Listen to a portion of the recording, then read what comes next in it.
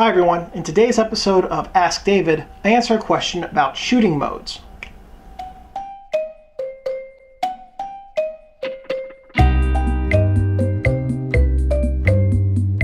Hey David, my camera has a manual mode on it.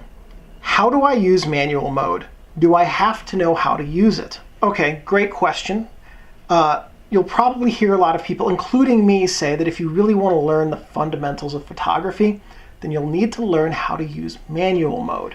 Manual mode basically means you control everything. You control the ISO or sensitivity if you're using a digital camera.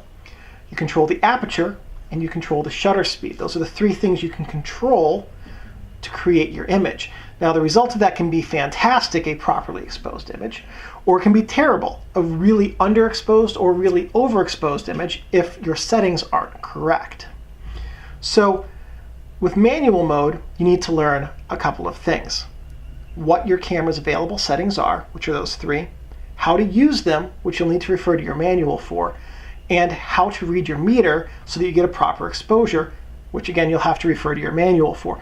I also have a back catalog full of video manuals for cameras, so if that's helpful, you can see those videos show what the meter looks like, how to read the meter for a lot of different models of camera. Do you have to know how to use manual mode? No.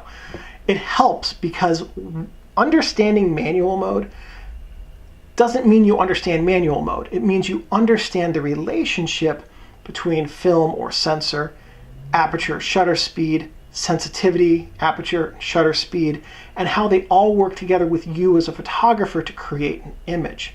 So it helps to understand and really know manual mode because it's going to give you the ability to really get some good insights into how to do creative things with your images.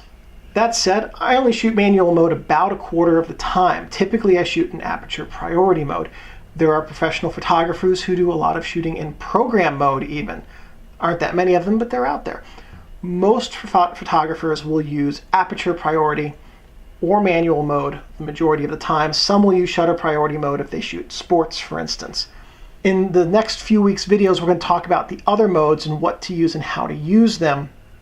But in short, knowing manual mode helps and will help to give you creative options in your photography that you wouldn't otherwise have thought of.